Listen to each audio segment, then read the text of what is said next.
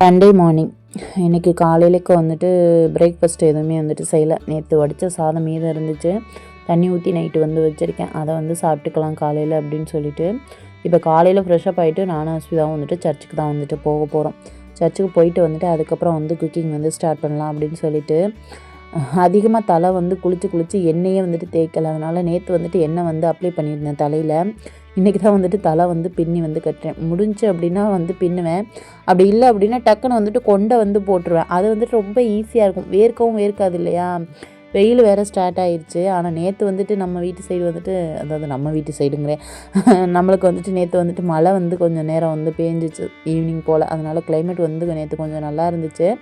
இன்றைக்குமே காலையில் வெயில் அந்தளவுக்கு வந்துட்டு இல்லை, லைட்டாக தான் வந்துட்டு வெயில் வந்து போட்டுட்டு இருந்துச்சு, மூடலாகவே இருந்துச்சு மேகம் வந்துட்டு.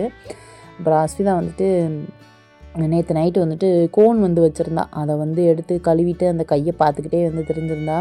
சுபஸ்ரீ வந்துட்டு அம்மா வீட்டுக்கு வந்து போயிருக்கா, அஸ்விதா நானும் தான். ப்ளஸ் காலையிலுக்கு வந்துட்டு தண்ணி வந்து பிடிச்சி வச்சிடலாம், வெயில் வந்துருச்சுன்னா ஆரோ வந்து போட முடியாது அப்படிங்கிறனால வெயில் வர்றதுக்கு முன்னாடி தண்ணி வந்து பிடிச்சி ஃபில் பண்ணி வச்சிடலாம் குடி தண்ணிக்கு அப்படின்னு சொல்லிட்டு அதுக்கு வந்துட்டு சர்வத்தை கழுவிட்டு அதில் வந்து தண்ணி வந்து பிடிச்சி வச்சிட்ருக்கேன். அதேமாதிரி பார்த்திங்கன்னா காலையில் வந்துட்டு மோட்ரு வந்து போட்டு விட்டுருவேன், காலையில் ஈவினிங் வந்து போட்டு விட்டுருவேன். இப்போ தான் வந்துட்டு மோட்ரு வந்துட்டு ரிப்பேர் பண்ணோம், கிட்டத்தட்ட 2000 முழுங்கிட்டு உட்காந்துருக்கு இந்த மோட்ரு. திடீர்னு வந்துட்டு ரிப்பேர் ஆகிடுச்சு, அப்புறம் சர்வீஸ் பண்ணி திருப்பி மறுபடியும் வந்துட்டு இப்போ வந்து ரெடி பண்ணி வச்சுருக்கோம். காலையிலே வந்துட்டு பால் வந்துருச்சு, இன்றைக்கி லேட்டாக தான் எழுந்திரிச்சேன், 7 மணி. பால்காராயம் வந்து கத்திக்கிட்டே இருந்தாங்க. அதுக்கப்புறம் போய் பால் வாங்கிட்டு வந்து ஊற்றி வச்சுட்டு அதுக்கப்புறம் திருப்பி மறுபடியும் படுத்து திருப்பி மறுபடியும் போயிட்டு ஃப்ரெஷ்ஷப் ஆகிட்டு அதுக்கப்புறம் அஸ்விதா உசுப்பி அதுக்கப்புறம் தான் நான் வந்துட்டு கிச்சனுக்கு வந்து கொஞ்சம் பாத்திரம்லாம் நைட்டு விளக்கி வச்சுருந்தேன், அதெல்லாம் எடுத்து அரேஞ்ச் பண்ணிவிட்டு கிச்சனை வந்து கிளியர் பண்ணினேன். காலையிலக்கு நானும் அஸ்விதாவும் அப்படிங்கிறதுனால பார்த்தீங்க அப்படின்னா ஏபிசி மால்ட் வந்து போடவா அப்படின்னு சொல்லி கேட்டேன், இல்லை பூஸ்ட் போடவான்னு சொல்லி கேட்டேன். எதையாவது போடுங்க அப்படின்னு வந்துட்டு சொன்னாங்க மேடம். அதனால் சரி அப்படின்னு சொல்லிவிட்டு அப்புறம் ஏபிசி மால்டே வந்து போட்டேன். அது கோன் வந்து வாங்கினது கொஞ்சோண்டு இருந்துச்சு, அதை பூரா நேற்று வந்துட்டு பிதுக்குன்னு பிதுக்கி அதை வந்து கொஞ்சம் கொஞ்சமாக எடுத்து கையில் வந்து வச்சுக்கிட்டே இருந்தா. அதான் வந்துட்டு உங்கள்கிட்ட வந்து காட்டுறா, ஐ லவ் மாம் அப்படின்னு சொல்லி அவங்க வந்து போட்டு வைப்பாங்க, ஐ லவ் யூ அம்மா, ஐ லவ் யூ அம்மா. இப்போலாம் ஐ லவ் யூ யூன்னு தான் சொல்லுதுங்க. ஆனால் வயசானதுக்கப்புறம் நம்மளை எப்படி பார்க்க போகுதுங்க அப்படிங்கிறது வந்துட்டு தெரியலை. அது வந்துட்டு நம்ம வயசாகையில் தான் வந்து தெரியும். நான் வந்துட்டு ரொம்பவே பாசம், எல்லார் மேலேயுமே நல்லா பாசமாக வந்துட்டு இருப்பேன். ஆனால் எல்லாருமே என் மேலே பாசமாக இருப்பாங்களான்னு கேட்டால் கிடையாது. கல்யாணம் பண்ணிவிட்டு கல்யாணத்துக்கு முன்னாடி ரொம்பவே வந்துட்டு வாய்ஸ் ரேஸ் பண்ணி நான் பேச கிடையாது, ரொம்ப அமைதி. ஆனால் என்னை கோவப்படுத்தக்கூடாது, கோவப்படுத்திட்டாங்க அப்படின்னா நான் வந்துட்டு என்னை அறியாமையே நான் வந்துட்டு கத்த ஆரம்பிச்சிருவேன். அந்த ஒரு பழக்கம் வந்துட்டு என்கிட்ட இருந்துச்சு கல்யாணத்துக்கு முன்னாடி. கல்யாணத்துக்கு அப்புறம் வந்துட்டு ரொம்ப அமைதியாக தான் இருந்தேன். அப்புறம் தான் வந்துட்டு வாய்ஸ் வந்து ரேஸ் பண்ணி பேசுகிற கட்டத்துக்கு என்னை வந்து கொண்டுட்டு வந்துட்டாங்க, வேறு என்ன பண்ணுறது. அதனால் இப்போ வந்து இப்படி பேசிக்கிட்டு இருக்கேன். எல்லோரும் பார்த்தா நினைவு, என்னடா அது இப்படி பேசுதே அப்படிங்கிற மாதிரி. ரொம்ப என்ன சொல்கிறது, ரொம்ப வந்து பாசம். ப்ளஸ் எனக்கு அதை போய் சொல்கிறது பண்ணுறது எனக்கு வந்து கரெக்டாக இருக்கணும், கரெக்டாக இல்லை அப்படின்னா எனக்கு பயங்கரமாக வந்துட்டு கோவம் வரும். அந்த மாதிரி ஒரு டைப்பு. சரின்னா சரி, தப்புனா தப்பு. ஒரு விஷயம் வந்து பண்ணும்போது இது தப்பு அப்படின்னு சொல்லுவேன், கேட்டால் ஓகே, கேட்கல அப்படின்னா அதுக்கப்புறம் நான் வந்து கண்டுக்கவே மாட்டேன். அது யாராக இருந்தாலும் சரி, அப்படி தான் நான் வந்துட்டு. அதுக்கப்புறம் பார்த்திங்க அப்படின்னா அஸ்விதாவுக்கு வந்து கொடுத்துட்டேன், அவள் போய் ஆற்றி ஃபேனில் வந்து குடி, நான் ஒரு டம்ளர் வந்து குடிச்சிக்கிறேன் அப்படின்னு சொல்லிட்டு. அப்புறம் கொஞ்சம் பாத்திரம் வந்துட்டு இருந்துச்சு, இப்போ காஃபி குடித்தது எல்லாமே, அதெல்லாம் வந்து விலைக்கு போட்டுடலாம் அப்படின்னு சொல்லிட்டு. நேற்று ஈவினிங் வந்துட்டு அஸ்விதா தான் எனக்கு வந்துட்டு இஞ்சி டீ வந்து போட்டு கொடுத்தா, செம்ம சூப்பராக இருந்துச்சுங்க. நான் எப்படி சமைக்கிறோனோ அதே மாதிரி என் மகளுக்கு வந்துட்டு கைப்பக்குவம் வந்துருச்சு அப்படின்னு சொல்லிக்கிட்டு இருந்தேன். சூப்பராக வந்து டீ வந்து போட்டிருந்தேன். அந்த டீ வந்து மிச்சம் இருந்துச்சு, சரி அதை காலையில் சூடு பண்ணி குடிக்கலான்ட்டு பார்த்தேன், அது எனக்கு என்னமோ பிடிக்கல, அதனால சரின்ட்டு ஊற்றிட்டேன். அப்புறம் சரி சாதம் வந்து வச்சிடலாம் அப்படின்னு சொல்லிட்டு இப்போ சர்ச்சுக்கு போயிட்டு வந்துட்டு அதுக்கப்புறம் சாதம் வந்து வைக்க போகிறேன். சர்ச்சில் வந்துட்டு கொஞ்சம் காயெல்லாம் வந்து இருந்துச்சு, பறிச்சுக்க சொன்னாங்க, சரி அப்படின்னு சொல்லிட்டு அப்புறம் என்ன காய் இருக்குதுன்னு பார்த்தோம். அதில் வந்து புடலங்காய், வெண்டிக்காய், அதுக்கப்புறம் இந்த தட்டைக்காய் அதெல்லாம் வந்து இருந்துச்சு, அதெல்லாம் வந்து பறிச்சுட்டு வந்தோம். அப்புறம் பக்கத்தில் ஒரு சிஸ்டர் வீடு இருக்குது, அவங்கள்ட்ட 2 புடலங்காயை கொடுத்துட்டு நானும் அஸ்விதாவும் அப்படிங்கிறனால ஒரே ஒரு குட்டி புடலங்காய் மட்டும் நான் வந்து எடுத்துகிட்டு வந்திருந்தேன். அதுக்கப்புறம் இந்த தட்டைக்காய் வந்து இருந்துச்சு. ஃபஸ்ட்டு பார்த்தோன்னே நான் நினச்சிட்டேன், ஐயையோ இது என்னது பச்சை பாம்பு தொங்குது அப்படின்ட்டு. அதுக்கப்புறம் பார்த்தா அது வந்து தட்டைக்காய். அப்புறம் சரி அப்படின்னு சொல்லிட்டு சாதம் வந்து வச்சிடலாம் அப்படின்ட்டு சாதம் வந்து களைஞ்ச அந்த தண்ணியை வந்துட்டு மணி பிளான்ட்டுக்கு வந்து ஊற்றுவோம், ஒன்றுமே அதை வந்து வேஸ்ட்டாக வெளியில் ஊற்ற வேண்டாம் அப்படின்னு சொல்லிட்டு. வெளியில் ஊற்றினாலும் அங்கிட்டு மல்லிகைப்பூ கன்று, மாதுளை கன்று இருக்குது, அது வந்து குடிச்சிக்கோன்னு வச்சுக்கோங்களேன். சரி இப்போதைக்கு இதில் வந்து ஊற்றுவோம், மணி பிளான்ட் உள்ளுக்கறிக்கை ஊற்றி பார்ப்போம் எப்படி க்ரோத் ஆகுது அப்படின்னு சொல்லிட்டு தான் நான் வந்து ஊற்றிட்டுருக்கேன். இதில் வந்துட்டு பார்த்திங்க அப்படின்னா கோகோ பீட்டும் அதுக்கப்புறம் மண்ணும் சேர்ந்து தான் வந்து இந்த தொட்டியில் வந்து வச்சுருக்கேன். அதுக்கப்புறம் பார்த்திங்க அப்படின்னா இதுதான் வந்துட்டு அந்த தட்டக்காய். இது அப்படியே தொங்கிட்டு இருந்துச்சு. நான் அதுக்கு பச்சை பாம்பு தான் பொறுக்கு, என்னடா அது இப்படி இருக்குது அப்படின்னு சொல்லிட்டு. அப்புறம் பார்த்தா தட்டக்காய் இவ்வளோ இதுக்கு பெருசாக இருந்துச்சுன்னா அது முத்திருச்சோ அப்படின்ட்டு பார்த்தா நல்லா சாஃப்டாகவே இருந்துச்சு. சரி இது வந்து பொரியல் வந்து பண்ணிடலாம் முட்டை போட்டு அப்படின்னு சொல்லிட்டு தான் அதை வந்து கட் பண்ணிகிட்டு இருந்தேன். கட் பண்ணையிலே வந்துட்டு கிளி கொத்துற மாதிரி இருந்துச்சு. என்னடி இது கிளி கொத்துற மாதிரியே இருக்குது, விதையெல்லாம் கொத்தி எடுத்துருக்குமோ அதில் உள்ள பருப்பெல்லாம் அப்படின்ட்டு கேட்டதுக்கு, இல்லை நான் பறிச்சதுல தான் அப்படி வந்துட்டு ஆயிடுச்சு அப்படின்னு சொல்லிட்டு இருந்தான். சிக்கன் வந்து வாங்கிட்டு வந்திருந்தேன், நேற்று கொஞ்சம் செஞ்சுருந்தேன். சரி இன்றைக்கி கொஞ்சம் செய்யலாம் அப்படின்னு சொல்லிட்டு அதில் வந்து வச்சுருந்தேன். சரி பிரியாணி வந்து பண்ணலாம் அப்படின்ட்டு ஒரு பிளான் இருந்துச்சு. அப்புறம் சரி என்னத்தை பிரியாணி பண்ணோம், அதனால் கிரேவி மாதிரி வந்துடுவோம், செமி கிரேவியாக வச்சுருவோம் அப்படின்னு சொல்லிட்டு தான் வந்துட்டு அதுக்கு வந்து ரெடி பண்ணிகிட்ருக்கேன். சைட் பை வந்து சாதம் வந்து வச்சாச்சு. இதுக்கு 2 தக்காளி 2 வெங்காயம் வந்து எடுத்துகிட்டு, 1 வெங்காயம் 2 தக்காளி வந்து சிக்கனுக்கும், 1 வெங்காயம் வந்து ஸ்லைஸை நறுக்கிட்டு பொரியலுக்கும் வந்துட்டு எடுத்துக்கிறேன்.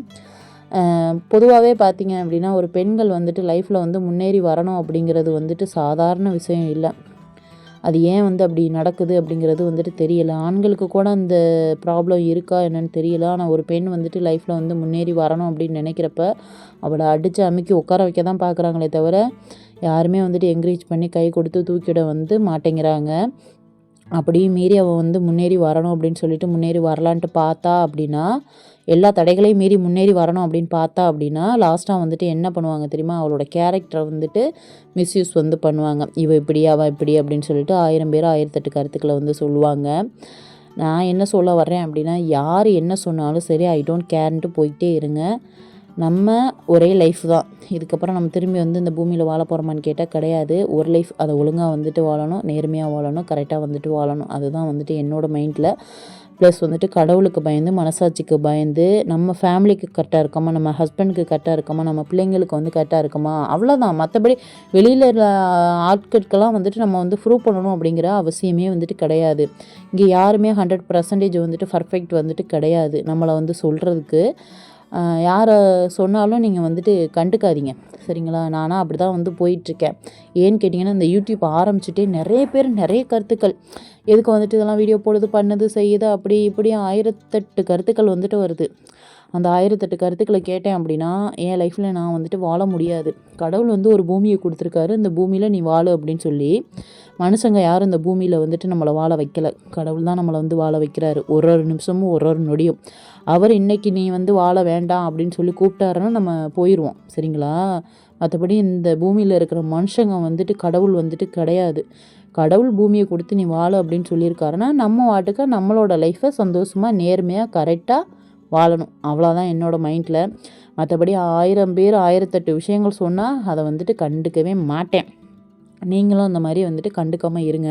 என் ஃப்ரெண்டுகளே நிறைய பேர் சொல்லுங்கள், என்னை வந்து இப்படி சொல்கிறாங்க அப்படி. நீங்கள் வந்து கண்டுக்காத, நீ வந்துட்டு உன்னோட லைஃப்பில் உன்னோட வீட்டுக்காருக்கு, உன்னோட பிள்ளைங்களுக்கு, உன்னோட குடும்பத்தை நீ வந்து கரெக்டாக பார்க்குற அப்படிங்கிறப்ப மற்றவங்க வந்துட்டு உன்னைய வந்து ஏதாவது சொன்னாங்க அப்படின்னா நீ வந்து கண்டுக்காத, அது வந்து நம்மளுக்கு தேவையே இல்லை. நீ நல்லா இருக்கிற, ப்ளஸ் அதை பார்த்துட்டு பொறாமையில் வந்துட்டு அப்படி சொல்லுவாங்க, இல்லை உங்கள் லைஃப்பை கெடுக்கணும் அப்படிங்கிறதுனால சொல்லுவாங்க, இல்லை எப்படியாவது பண்ணி அவங்க குடும்பத்தை வந்துட்டு குட்டிச்சோராக ஆக்கணும் அப்படிங்கிறதுனால தான் வந்துட்டு சொல்கிறாங்க. நீ அதை வந்து கண்டுக்காத அப்படின்னு சொல்லிட்டு நான் வந்துட்டு சொல்லுவேன். அதை தான் நான் உங்களுக்கும் சொல்கிறேன்.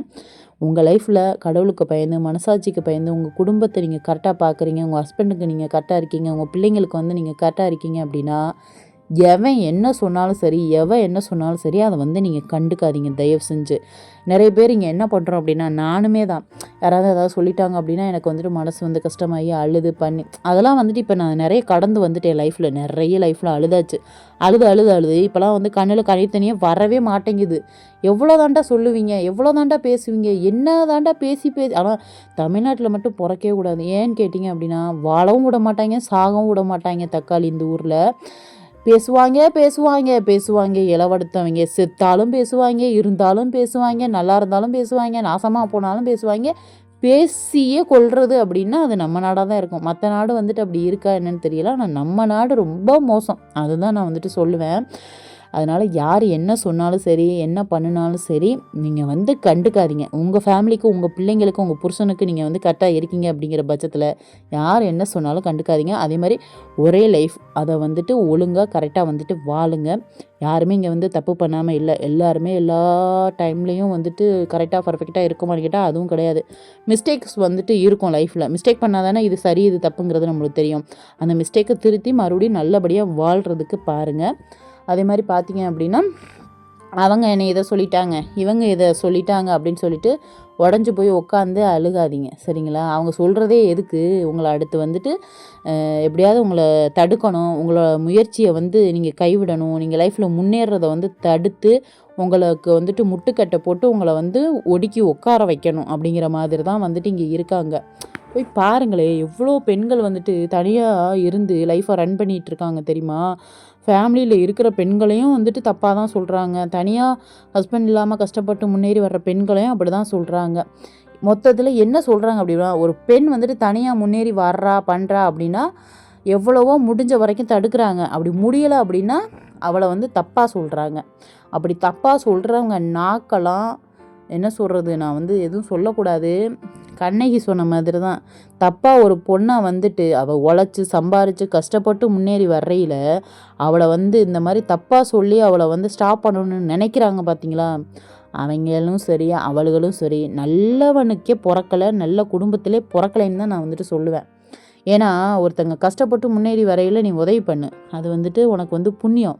அதை விட்டுட்டு அவங்கள உடச்சி அடக்கி உட்கார வைக்கணும்னு நீ நினைக்கிற பார்த்தியா, தப்பாக அவங்கள வந்து சொல்லி, அது வந்துட்டு கேடுகட்ட ஒரு செயல். நீ என்னத்தை நீ இந்த பூமியில் வந்துட்டு ஆள போகிற, என்னத்தை நீ வந்து கொண்டுட்டு போகிற, எதுவுமே வந்துட்டு கிடையாது சரிங்களா. அதனால் யார் என்ன சொன்னாலும் சரி, ஐ டோன்ட் கேர், போங்கடா புண்ணாக்குகளான்ட்டு பேசாமல் போயிடணும் சரியா. அதை தான் நான் வந்துட்டு சொல்ல வர்றேன். எல்லா லேடிஸ்க்கும் சரி ஜென்ஸுக்கும் சரி, ஜென்ஸுக்கு வந்து பிரச்சனை இல்லைங்கிறீங்களா, எல்லாருக்குமே எல்லா விதமான பிரச்சனைகளும் வந்து இருக்க தான் செய்யுது. நம்ம லைஃப்பில் நம்ம கரெக்டாக இருக்கிற பட்சத்தில் தக்காளி யாருக்குமே நம்ம வந்து பயப்படக்கூடாது, எதுவுமே வந்து கண்டுக்கக்கூடாது. எவன் என்ன சொன்னாலும் சரி, எவன் என்ன சொன்னாலும் சரி, போடா புண்ணாக்குகளாக மயிருன்ட்டு போய்கிட்டே இருக்கணும். அவ்வளோதான் நான் வந்து சொல்ல வரேன். அக்கா வீட்டில் சண்டே சமையல் பார்த்தீங்க அப்படின்னா சாதம், அதுக்கப்புறம் சிக்கன், அதுக்கப்புறம் வந்துட்டு தட்டக்காய் முட்டை போட்டு பொரியல் வந்து பண்ணியிருந்தேன். இதுதான் வந்துட்டு என்னோட லஞ்ச் மெனு. எப்படி இருக்குது அப்படின்னு சொல்லிட்டு மறக்காமல் கமெண்ட்டில் சொல்லுங்கள். இதே மாதிரி நெக்ஸ்ட் வீடியோவில் பார்ப்போம். பிடிச்சிருந்துச்சு அப்படின்னா லைக் அண்ட் சப்ஸ்கிரைப். பாய்.